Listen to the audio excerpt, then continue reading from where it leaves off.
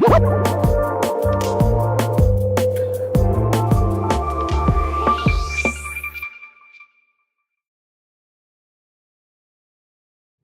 good afternoon, and thank you all for attending this session. This is the second professional exchange video conference that we've been holding. The first one, as you recall, was on product development and labeling, and this particular one is on the Food Safety Modernization Act. These professional exchange sessions are designed to bring us all closer together and to work as a team. And as you know, we work in this virtual world, and oftentimes we don't get to see one another or know what the entire scope of what EAS does. So hopefully this was a mechanism that will help address that. We have 4 more sessions. The sessions that will follow will be on food and dietary supplement labeling. There'll be one on food additives, another one on dairy and infant formula, and the last one will be on cosmetics. So I hope you enjoy today's session, and before we get into the meat of the actual program, we've put together a short video like we did the last time. Charles Breen is the one who actually did the clip for us, and these clips will be used for promotion purposes and be put on our website and used for other marketing purposes. So I hope you enjoy the video, and I'll be back at the end to conclude this session, and hope you enjoy it. Take care.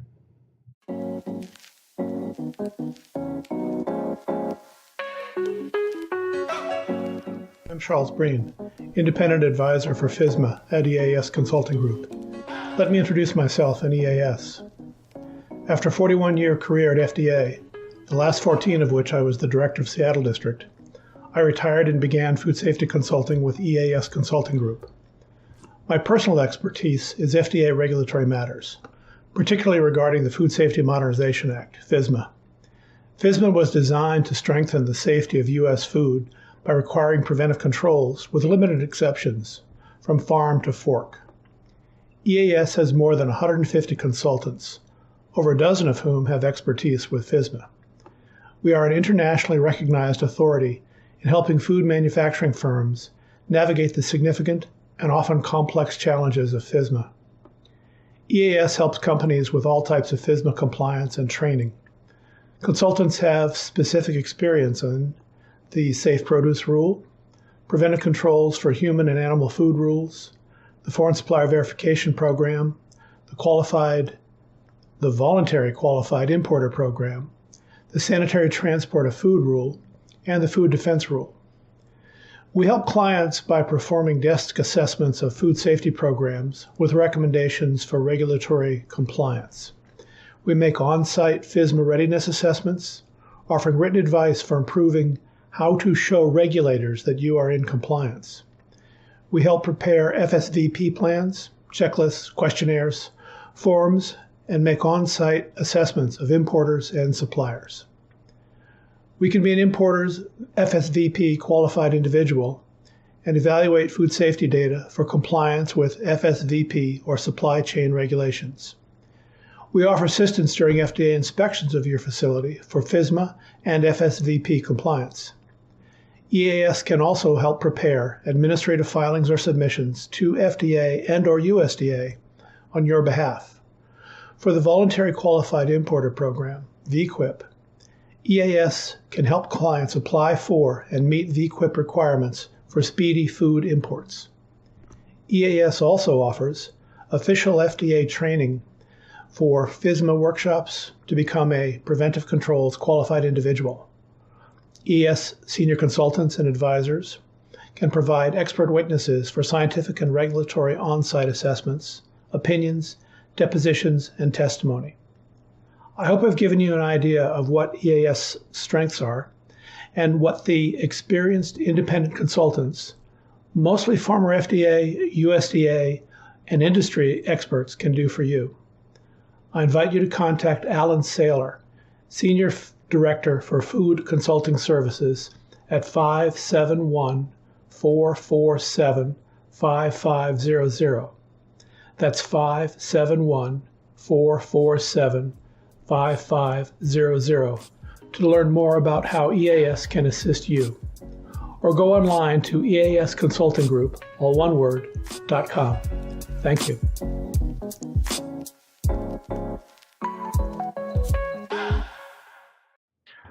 Thank you, Ed. I hardly need to tell you that the Food Safety Modernization Act was a big deal for the agency.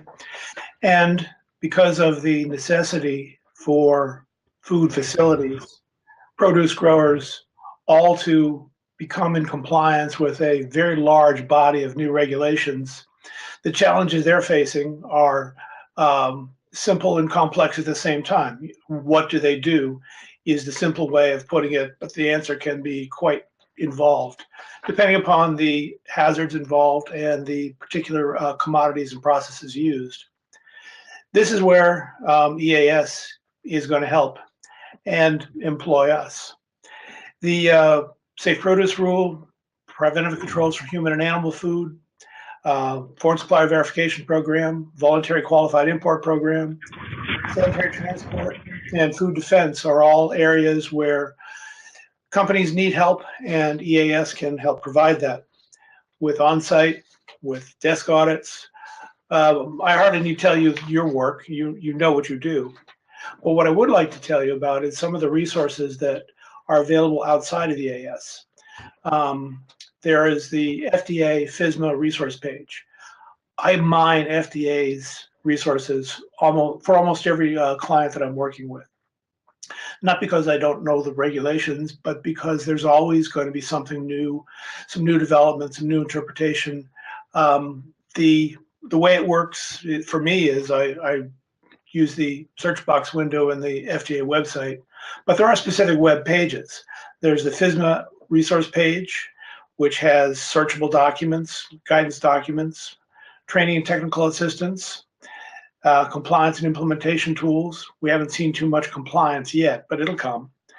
And the Food Safety Plan Builder. The Food Safety Plan Builder software on the agency website is downloadable and usable by any food facility. There's draft guidances that are available for food defense, including mitigation strategies, which, if you follow these mitigation strategies, FDA will consider you to be in compliance. There's the Food Defense Plan Builder and other food defense resources. And there are third-party resources outside of EAS and of FDA. One of my favorites is from the Food Safety Tech web magazine. They have a FSMA resource center that I will often go to find out what's being reported in the news. One of which today was new approaches for the control of listeria. I haven't had a chance to look at it, but given the significance of listeria to food safety, I will be looking at it before anybody asks me about a listeria problem they may have. Charles, thank you for that overview. My name is Alan Saylor. Most of you probably know me. I'm the Senior Director of Food Consulting Services at EAS, and I want to welcome you to this professional exchange. We're going to go into the weeds a little bit, and again, the time is not going to allow us to go into a lot of detail, but we're going to have overviews by Charles again. I'm going to give it back to Charles for a little more detail on the preventive controls for human foods. That's the regulation where we get probably most of our inquiries right now. Then we're going to have Dr. Ataka Dreamy talk to us about the produce regulation. And we are getting some inquiries there, and we do have some independent consultants that can assist in that area. Then we're going to go to Dominic Venenziano, and Dominic was with FDA, retired. We're fortunate to have him because he actually wrote part of the foreign supplier verification and is very knowledgeable on the voluntary qualified importer program. We're going to end up with Rich Ritoda, who was a regulator and administrator out of the state of New Jersey, and he's going to talk a little about the mitigation strategies, which I'm going to give a short-term version title called Food Defense. So without further ado, I think you want to hear from them. So Charles, would you give us an update on preventive controls, please? Preventive controls are the new, well, the deadlines for firms have passed so that everyone is expected to be in compliance, with the exception of qualified firms. But to my knowledge, there haven't been any qualified firms that have called for the assistance of EAS. The big deal that I'm seeing in food firms is they've got a HACCP plan, but they haven't always recognized that there are things outside of HACCP, outside of those which have quick control points, that are also hazards in need of control. The agency has been providing information that sanitation controls, if they are necessary to prevent a hazard, are to be considered a preventive control. So you not only have to comply with the basic GMP, but you also have to document that you are complying with that GMP. However, sanitation controls don't need to be validated, nor does a recall plan. These kind of details are the sort that are stumbling blocks for firms to feel comfortable about being in compliance with the regulations. There are some misunderstandings about what the meaning of an FDA 483 is for firms that have seldom been inspected by the agency. Since the law mandates both high-risk and non-high-risk firms have a minimum specific frequency inspection, there are firms that are being inspected that know they have to comply with FSMA requirements, know they have to comply with GMP revisions, but are unfamiliar with what a 483, a Form 483 means. That it's a list of observations. It's not like a speeding ticket that you've been given by a policeman. It's what the investigator saw at the time. It's something that needs to be given attention. But whether or not it's a violation of the act, the agency can take action on. Well, it could be, but FDA isn't going to be taking regulatory action at this point in FSMA enforcement. There still is a lot of education going on. And it seems that 483s are going to be an educational tool, even if they are misunderstood by some as an enforcement tool. The agency's guidance continues to roll out, which is part of the reason why I'm always checking back in on the webpage. And you can subscribe to the FDA FSMA web updates. That is, it's a useful means of just keeping tabs on what's new. The client base that we're working with is learning as well. So as they have more PCQIs who work for their firms, the better they'll be at being in compliance with the regulations. We could probably spend the rest of the call getting all kinds of information from Charles on this, but we're going to move on to Dr. Taj Karimi, who has a multitude of expertise, capabilities, and certainly education. But today we'd like to have him bring us up to speed on the produce safety regulation and anything that might recently have been updated or changed. So, Dr. Taj Karimi? Yes, good afternoon, everyone. So thank you so much, Alan, for introduction. So basically what I'm going to talk in this short conversation is focusing on certain probably confusions about produce food safety exclusion exemptions. So basically, according to new FSMA regulation, there are some growers that are excluded from food safety, food produce safety rule. So that depends on commodity grown, what type of commodity they have, average annual product sale or personal or on-farm consumptions. There are some growers that are exempt from FSMA. So basically, they are, for example, for the average annual produce sale, there are certain average annual value of produce excluded if it's below $25,000 in 3-year periods. And they are certain covered produce safety alliance, including fruit, vegetables, and mix of intact fruit and vegetables that are covered. They are exclusions for rarely consumed raw products that are the 34th item list based on the current FSMA, and they are certain exclusions, the ones that are going to be consumed at the farm level, and they are certain commodities that are considered as raw agricultural commodities. And also in this fresh produce safety rules, they are covered activities that needs to be in compliance with FSMA. They are a certain exemption for commercial processing based on their income, and there are certain definitions. Mostly what I could say is during the 3-year period of production, the consumer needs to comply with certain limitations in order to become exempt from the FSMA regulation. And I think after this presentation, I might be able to share some of the questions. Probably we can discuss about it more. If it's enough, Alan, for now. Very good. Dr. Taj Karimi, thank you. And the produce regulation is probably as confounding as any of the FSMA regulations, and we can certainly address more in the question and answer toward the end. Now I'd like to turn it over to Dominic Venenziano.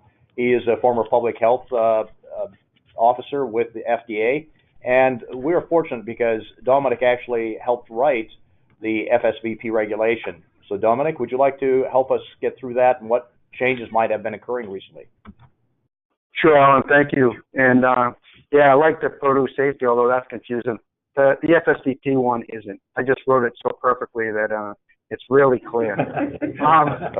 Actually, like many of them, they are confusing. And for the import side of things, it's a little bit different because the importer who's responsible for the foreign supply verification program is actually new to kind of understanding what an FDA inspection is and what regulations are. And Charles said it well, where people aren't used to getting 482s and understanding what a 483 is. So it's new to not only the industry, but it's new to the people doing inspections within FDA. The purpose of the foreign supply verification program is to make sure that products that get imported into the United States are not adulterated or misbranded as related to allergens, and their suppliers comply with the preventive controls or the produce safety rules.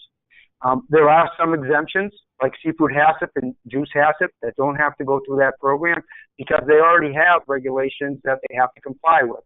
Although not as stringent in the case of seafood, not as stringent in terms of the verification as FSVP, but they are exempt for most part. There are certain things that they still have to do, like put an exemption code in when they file the entry to get it into the country. The other aspect of it is they need a qualified individual, and that's the case with PC as well, but they need a qualified individual to do the work.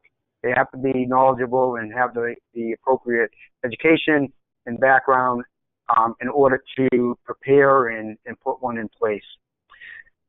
There are a couple of different things within FSVP. There are standard requirements and modified requirements. The standard requirements, you have to make sure that everything is taken care of under the law, which would be hazard analysis, verification, acceptance, corrective actions, and so forth. There are opportunities for modified requirements. So for instance, if the product is a low-acid canned food or a dietary supplement, or it's coming from a country under the systems recognition agreement with the agency. Although systems recognition is not part of FSMA, the agency has created a systems recognition capability with countries. And right now there are 3, New Zealand, Canada, and probably the last one escapes me. I'll think of it. But if they come from one of those areas, then there are certain requirements that have to be fulfilled, but most of the requirements can be modified. Compliance dates, things have moved around, obviously. The next important date is just coming up. March 16th of 2018 is when the small entities have to come online. So if the supplier is less than 500 employees, that's when FSVP is going to have to kick in starting this March. So it's right down the road, and people are asking how to get in compliance. They're not aware of it. One of the big changes under the modified aspect is under 1.507, which talked about products that were going to be further processed. You had to get a certification from that processor, from somewhere along the supply chain, that stated that they were going to handle all of the preventive controls associated with that product if it hasn't been handled. That has been tabled to 2019, I believe. They had some, there's a lot of questions and a lot of confusion from the industry in terms of how many letters do we have to get? Is it going to be from everybody we distribute to? How's that going to work? So the agency recently came out and put a hold on that. Charles mentioned the inspectional part of it, and the agency has kind of said we're going to educate for the first year. I actually thought it would have been over by now, where they would be implementing some enforcement action, but they decided to actually move it for the entire year. So I know in 2017, when they started doing inspections, there were companies that had no FSDP programs in place. Initially, I think they were classified OAI, and they've been downgraded to VAI. So for this year at least, the agency is going to focus on educating people until probably next year, where they start taking more enforcement. Quick overview of FSDP, and happy to answer questions later on. Thanks. Moving on, finally, to our last presenter on the mitigation strategies. I won't say the whole thing, Rich, but it is food defense in any other clothing. So if you wouldn't mind, and Rich is a former administrator regulator of the state of New Jersey, would you give us an oversight and maybe some tools that might help the consultants as they work with clients on this issue? Thank you. Sure. Thank you, Alan, and good afternoon, everyone. The actual name of the rule, it's a mouthful, is the FDA mitigation strategies to protect food against intentional adulteration. And we call it, most of the time in the business, we call it the food defense rule. And the definition of food defense is the intentional adulteration. Some people use contamination to cause harm. And harm could be not only to people, but also it could be to economic harm. So it covers a wide area. And the way that the rule is, it took a HACCP approach in addressing food defense. So similar to HACCP, you're going to have a written food defense plan, just like you have to have a food safety plan under the preventative controls. You're going to monitor, you're going to take corrective action, and you're going to have verification. However, instead of doing the hazard analysis, you're now going to be doing a vulnerability assessment instead. Like HACCP, you're going to have record keeping and you're going to have training requirements. I will warn everybody, and I emphasize this, is that your plan has to be, just like HACCP, has to be site specific. So, stay away from those generic food defense plans. They will not work. And so it has to be for your facility, for your site. You have multiple sites, they have to have multiple food defense plans specific to that site. Like the preventive controls for human food, it excludes farms and retail. There are some other exclusions that I will not go into at this point in time. One thing I'd like to emphasize about the rule is within the vulnerability assessment, this assessment has to look at external attacks, but also internal attacks. So what do I mean by an internal attack? Well, that would be your employees, your visitors, all your delivery personnel, all those, that they're all internal attackers. And you have to kind of look at that. The disgruntled worker may be one of your highest risks. So they want to attack your brand, cause harm to people. So you have to put a lot of emphasis on internal attacks too in your vulnerability assessment. You have to, the plan, your food defense plan has to be a reanalysis done every 3 years. However, if there's some new information that comes out where we find something that's applicable to your facility, or you change operations that may change your vulnerabilities, then the plan has to be reassessed again. So let me talk a couple minutes about training. Training takes a tiered approach in this rule. So anybody that's doing any activity under the scope of the rule has to have some basic awareness training and to know how to do their job and be observant to prevent any type of intentional contamination with their work assignments in their vicinity. There's increased qualifications for those that would prepare the food defense plan, for those that would identify your mitigation strategies, and then for those that conduct the vulnerability assessment. Now, FDA in the preamble of the rule will actually speak quite a bit about the skill assets necessary to do a vulnerability assessment. And they include, of course, security, but you still need to have a strong food safety background. You'll need a good microbiology background, a good chemistry background. It's a very, very challenging but critical activity within the plan. And there should be some additional training that'll be coming out, some more guidelines and so on from FDA to provide better training and guidance for those folks that are doing the vulnerability assessment. And then Charles did a great job about mentioning where you can get some further information for developing your plan. And he had mentioned a couple areas to look into. If you just Google or search on FDA food defense and USDA food defense, you'll find a lot of very useful information, and you'll find information to actually build a site-specific plan for your operations. Thank you very much. Rich, thank you very much for that, and I want to thank all of the panelists. We're going to move on, but I'd like to point something out. We have expanded the question and answer time period to almost a half an hour, and one of the ways that you can certainly put information in is if you look in what I call the dashboard, or it's the little panel to your right, and in there's a bar that says chat or questions, and please type your questions in there. We will take questions. We've also received some questions already, but type them in there, and we will designate who of the panelists might best be suited to answer those questions. Now, what I'd like to go on to is a very short piece of information about EAS and the belief that we want to make sure that the qualifications, the experience, the training of our consultants, when we connect them, or connect you, for instance, with one of our clients, meets the standards that we have set internally.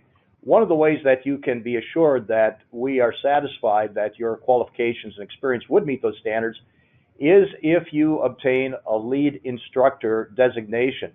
This can be obtained by attending a 2.5-day workshop sponsored by FSPCA, and it sounds like an animal rights group, but it's actually a Food Alliance group.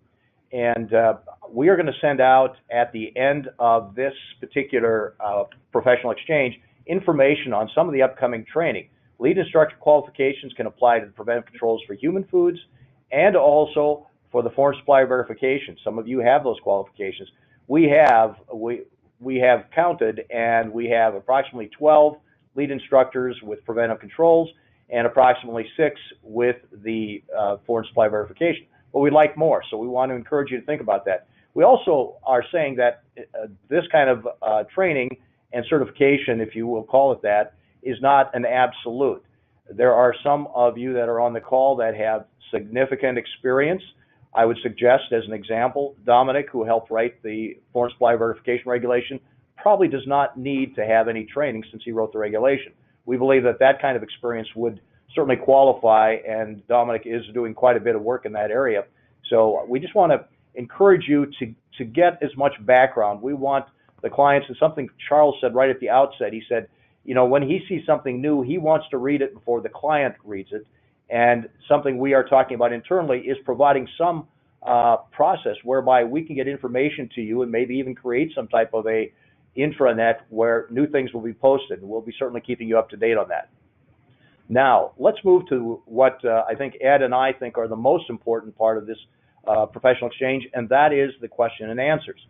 So without further ado, as we look to those that have been provided, let me start with a question and answer, and let me designate, and certainly we can have a lot of people that might qualify to answer this, but I'd like to pose one of the first questions.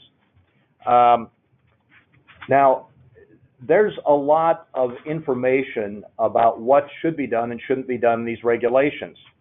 But Charles, you have worked probably as much in the preventive controls of some of these other areas as anyone. Could you address what kinds of specific guidance and tools you have been made available, either through, and you covered this on the FDA website, but also what about EAS tools and anything else that might help consultants out there as they work with clients? The universal answer applies, Alan. It depends. What's the issue? When it's interpretation of a new regulation, I look for FDA guidance. The small entity compliance guides are often useful. Sometimes it's what does this term mean when there is no definition of the term, in which case the agency says that when they don't define a term, the usual or common meaning of that word applies. So it's you've asked a very broad question that can't really be given a brief answer. And that probably was a bit unfair, but you handled it very well, Charles.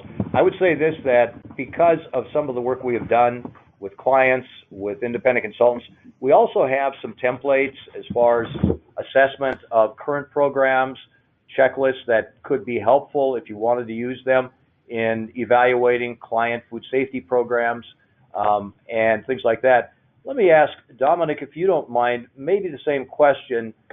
Are there any tools that you are aware of, and Rich, I'm going to go to you, related to foreign supplier verification that might be helpful for consultants to use as they're evaluating the foreign supplier verification requirements for a client?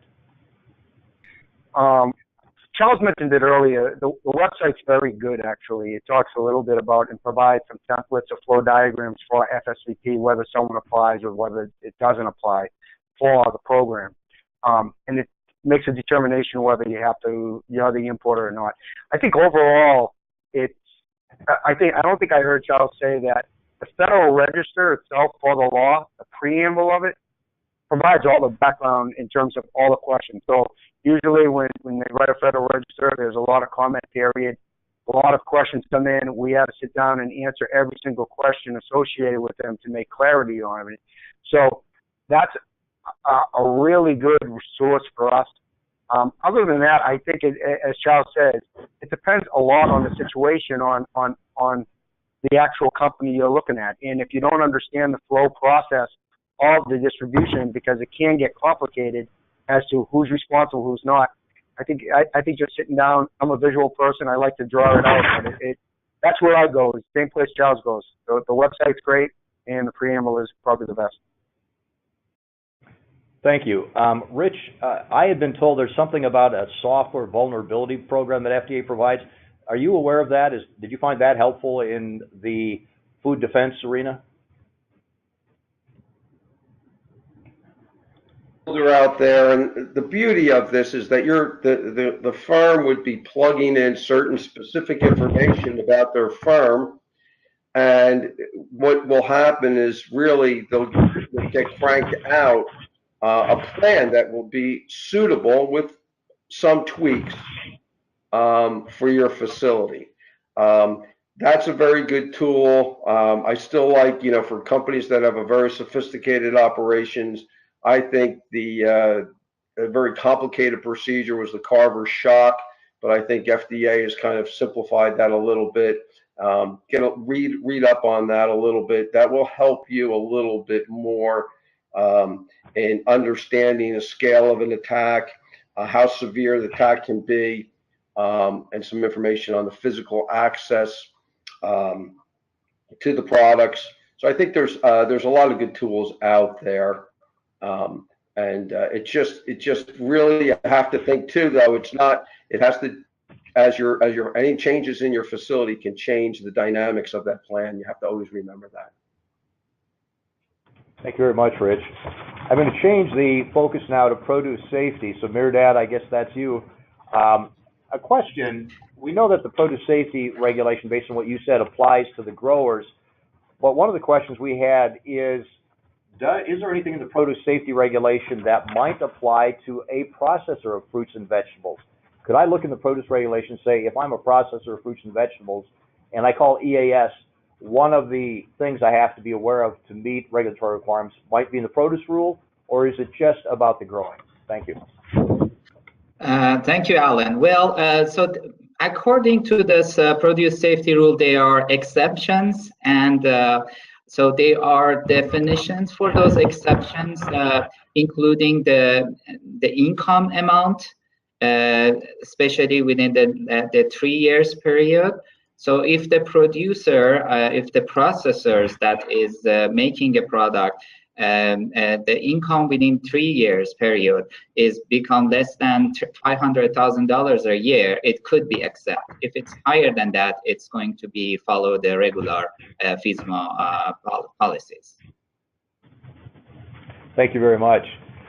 Dominic, I know that you have been doing some work both with EAS and clients. What do you find is one of the biggest challenges that companies are facing when they're exporting foods into the United States related to probably not complying, or something that surprises them and their U.S. Customs agents when their product ends up having been shipped for many years and all of a sudden is held at the border? Do you have any advice on what are some of the common problems? I think part of it has to do with data entry. So I think overall, people don't understand the import process. I think it gets a little complicated, especially when you're working with Customs and Border Protection and FDA. So there's confusion about what the requirements are. Recently, in 2016, FDA changed from their, Customs changed their computer system from Automatic Commercial System, ACS, to the Automated Commercial Environment, or ACE. And what FDA did at the time, they always had issues with looking up information. So manufacturer codes and NDAs numbers and so forth. They would have to, when things get held up, FDA would have to ask that information after the fact. So they preempted that. So when they built ACE, FDA made things mandatory. And if you didn't provide that information to Customs ahead of time, that shipment, that entry, stopped coming to FDA. They would get a reject message back. So that's part of it. That's all new to the industry. And I think some of the industry just doesn't understand what the brokers, the people that file these entries, actually need. So what I'm finding is just kind of an overview, providing them a good knowledge of what the import process is, why something gets held up, and the possible reasons for that. And just so that you all know, I know one other part of FSMA is the Voluntary Qualified Importer Program that goes into effect this month, or they're accepting applications in January and moving forward from now until May. That would expedite a lot of the shipments. So if you have clients, and I think if they're looking to get products into the country without delay, that's where I would go, and that's what I would kind of talk to them about. It has to be beneficial because there is a user fee associated with it that's approximately $16,000 to $20,000. That number is going to be coming out probably before August 1st. But it is worthwhile if you have a high-risk product and it gets sampled a lot. Thank you very much. And EAS is certainly looking at, with the expertise that you and others have, Dominic, providing a VQIP type of service. Some people call it the green light service, but I think you've done a nice job exploring and explaining that. Charles, you have been involved in quite a few on-site preventive controls readiness assessments. And can you kind of give us just some highlights of things that you have noticed? Is there any pattern with clients, things that they have done, things that maybe they need to do? Any oversight or takeaways that the rest of us might be able to put in our memory banks as we do on-site readiness assessments? Thank you, Susan. The food safety plan is where it all starts, Ellen. And that's where food firms who aren't familiar with what they have to do have the hardest challenge. The agency's food safety builder, although good, it's difficult to work with. It's not exactly user-friendly, in my opinion. It can work, but what I've found to help food firms is I've taken the format outside of the food safety plan builder and have a Word document with everything listed. So it doesn't have the internal links, but it is a lot easier to edit. So helping them with a food safety plan really is where I've been spending a lot of my time when I'm on site in a facility that has asked for EAS to help. Very good, very good. I know Charles has been to a number of them, and we've had some very good feedback. We've had companies that have been relatively prepared. We have had companies that have probably not been prepared. We've had companies that thought they were prepared and were not. Let me ask a question, or let me raise the question, and unfortunately I'd rather have you guys answer it, but it probably falls under me, and that is, if you have an inquiry from a client that has anything to do with FSMA, who is the first point of contact at EAS? And I have to say that we would prefer that that contact be forwarded to the staff, and that is my responsibility in the Division of Labor among EAS staff members. So certainly, please feel free to talk to any clients, potential clients, talk to them about EAS, but at the end, let's refer them to me, and then we will certainly plug you back in as the opportunity presents itself. Now, what about when we have the demand, and we're getting a lot of inquiries from foreign food manufacturers, and this could be produce. We get a lot of produce from Central America, South America, and Mexico. We also have just general foods, even dietary ingredients coming from outside the United States.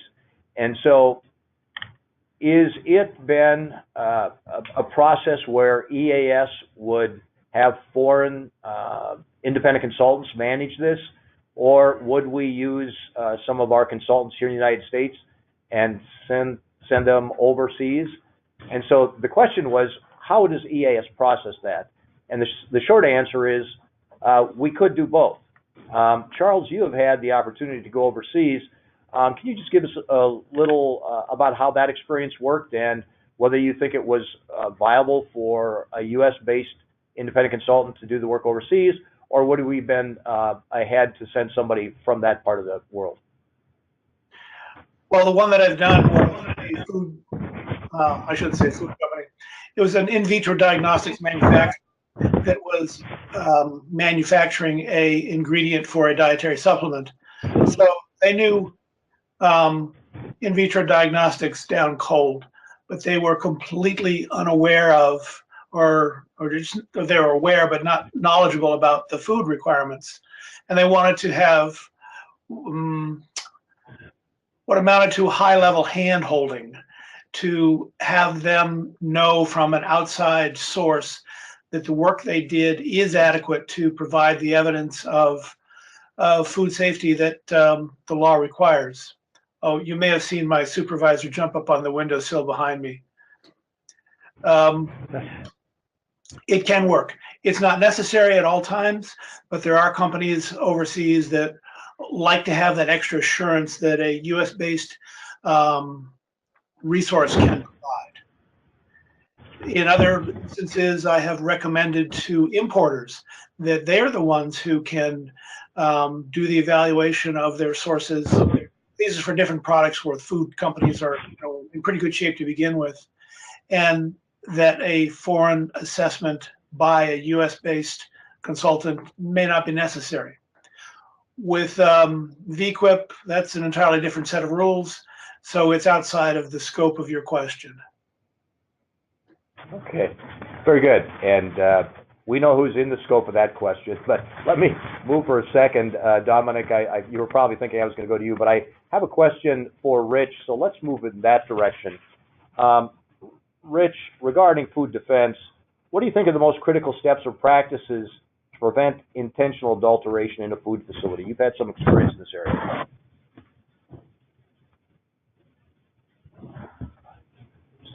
Assessment right, because it's just like a hazard analysis under the preventive controls. If you don't have that right, your plan is not really protecting what it's supposed to be protecting. So, and you really, I was talking a little earlier about the skill sets needed to do the vulnerability assessment, and so you really need a robust interdisciplinary team to achieve that. I also think that you need to have the abilities to understand the scale of an attack, how severe the attack can be, physical access to the product, and the ability of the attacker to contaminate the product. These are all pieces that are just basic, but really very, very important as you do your assessment. And with that being said, as far as the ability of an attacker to get your products, that coincides and runs parallel to a very, very aggressive chemical control plant at your operation.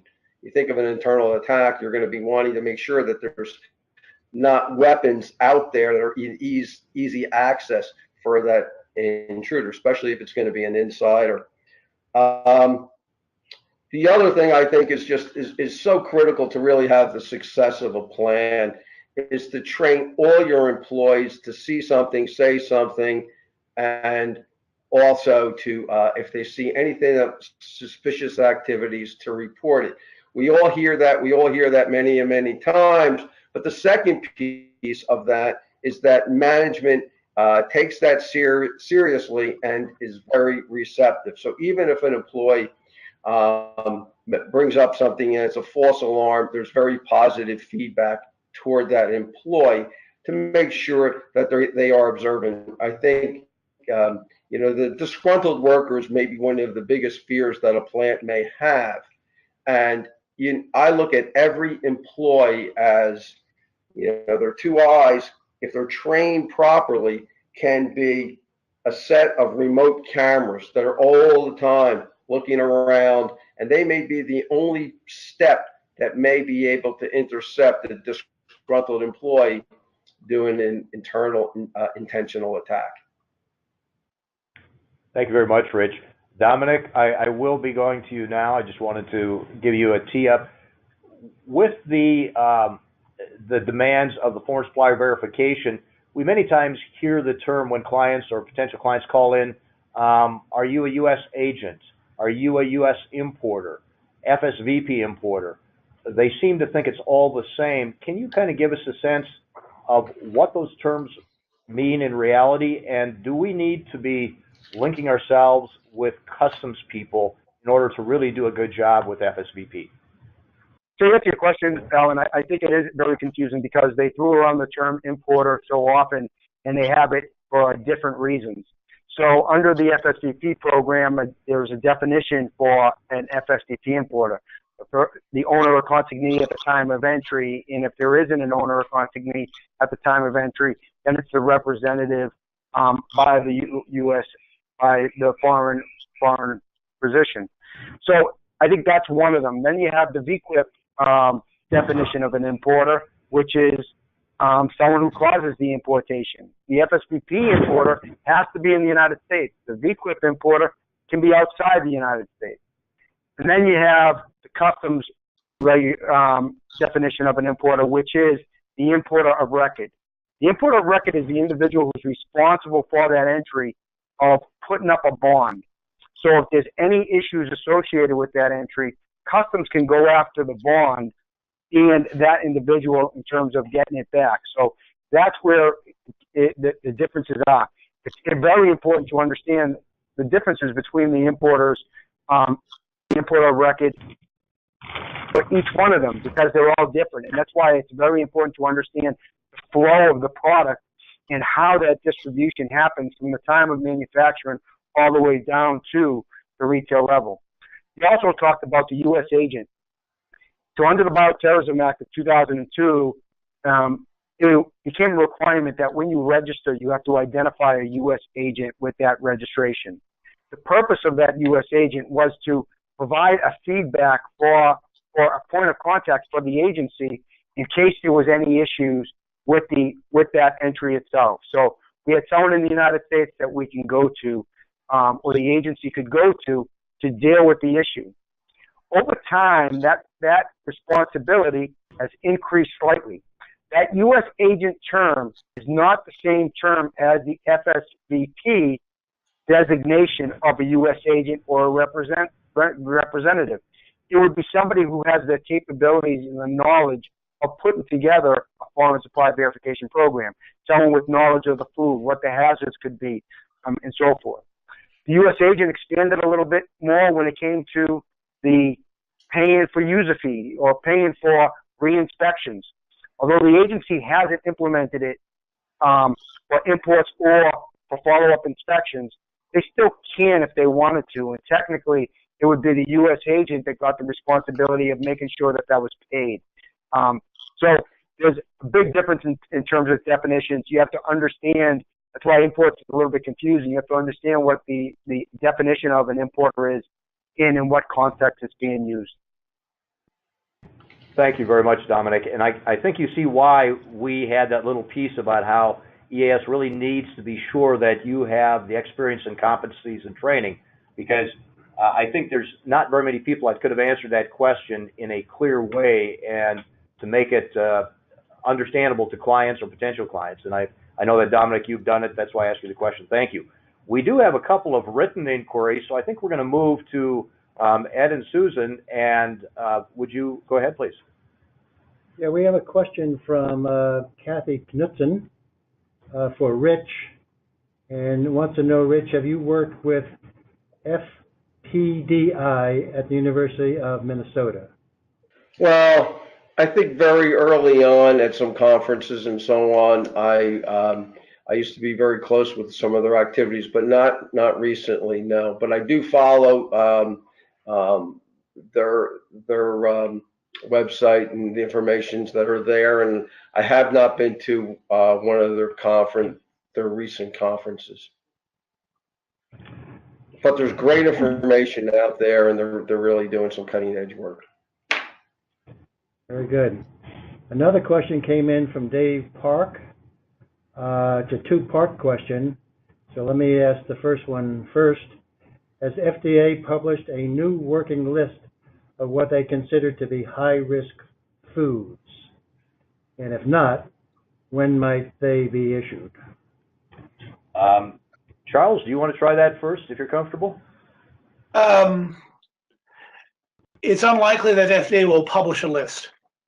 The designation of high-risk firms is flexible within the agency for two reasons. One is a realistic reason that not all high-risk firms remain high-risk, and the other is the agency has specific mandates to accomplish inspections at a given frequency. If the agency needs to, it'll tweak the length of the high-risk list in order to be sure that it can be accomplished. But there are some general parameters that the agency uses to make the cut. Has the firm had a Class 1 recall? Has there been a Class 1 recall in the same commodity that the firm is using? Have there been enforcement actions against this firm? Those are things that would kick a firm into a high-risk category. A firm that has been in a high-risk category can be demoted to a non-high-risk category if there have been no recalls or either at the firm or in their commodity area, no regulatory actions, no public health issues with their commodities. So it is not meant to be either rigid or fixed. It is intended to be flexible for both reasonable purposes of public health and reasonable purposes for bureaucratic survival. Okay. Thank you. Let's keep you up there for a second, because the second part of the question from Dave is, as with GMP-focused inspections in the past, will FDA FSMA inspections be prioritized for facilities of high-risk foods? Could we assume that the same facility with a FSMA will be FSMA inspected more frequently than other low-risk food facilities? Absolutely. The law itself mandates high-risk firms be inspected not less than every 3 years, and non-high-risk, and that is the terminology used in the agency, not low-risk, but non-high-risk firms not less than every 5 years. Given the budget realities, if something's got to give, it's going to give on the non-high-risk firms. If they can't make all of those numbers, those will be the ones that get dropped. And the not less than 3-year frequency for high-risk firms, I am confident will be maintained for as long as humanly possible by the agency. Okay, and we have another question that just came in from Mauri Bendaraga. And her question is, when will preventive control guidance on animal foods come out? so we can see similar stuff than human foods? That's a good question. I think it'll be a while. For high risk, well, rather for risk categories for humans, the agency was dealing with one species. Risk categories for animals do have variations based upon species. There are companion animals like the one behind my left shoulder, and there are food animals. The risk categories that I think FDA will be spending time on initially are for companion animals, because that food is in households with humans. The number of recalls recently for pet foods have suggested that there is real reason to do so. For large animal and food animal risks, there are risks there, but the history of animal husbandry has been pretty successful in reducing human food risks, with the potential exception of antibiotic usage contributing to human pathogen antibiotic resistance. So I think the answer is yes, someday, but no, I have no idea exactly when or how soon. FDA, well, the Center for Veterinary Medicine has always been the smallest center in the agency, at least since biologics got absorbed, or rather grew to its current size. And it is resource dependent. Very good. I want to thank you, Charles. I want to thank all the panelists. Mirdad, we are running toward the end of our professional exchange, but since we didn't have a lot of questions for you, do you have in a minute or two anything that would be helpful that maybe you didn't get a chance to share with us? And then we will wrap up. Sure. So I think probably I can propose a question and see if there is any thoughts for that. So let's say a grower is eligible for a qualified exemption and therefore is only subjected to modified FSMA requirement based on that. Their buyer require food safety audit in order to accept the supplier. Does this grower need to comply with the buyer's requirement or not? What is the thoughts? I'm hoping you have the answer and the question. Yes, I have both. But what I'm trying to say is basically in these type of challenges, yes, if they want to sell their produce, even though they are exempt from the fresh produce safe rule, they have to comply with the buyer requirements. So that's basically the answer for this question. And I can have another question if you think we can have time a little bit. I would love to do that because produce is one of those that we don't spend enough time on, and I think it's going to be a significant impact on the industry. But I do want to say thank you, Mirdad, and thank you, everyone. I'd like to turn it back over to Ed now to wrap up, and thank you so much, everybody, for participating today. Okay, well, this was a very interesting discussion. It worked out exactly like I hoped, where people would feel free to ask questions and hopefully learn by other people's questions. So I will thank you all for attending. Our next session is on May the 9th. That's the one on the food and dietary supplement labeling. And I want to tell you that in the last couple of years, our labeling efforts have expanded from simply doing a regulatory label review to much more than that. And I think you'll find the kind of things we're doing now be very interesting. So I hope you can attend that as well. So bye for now, and thanks for attending.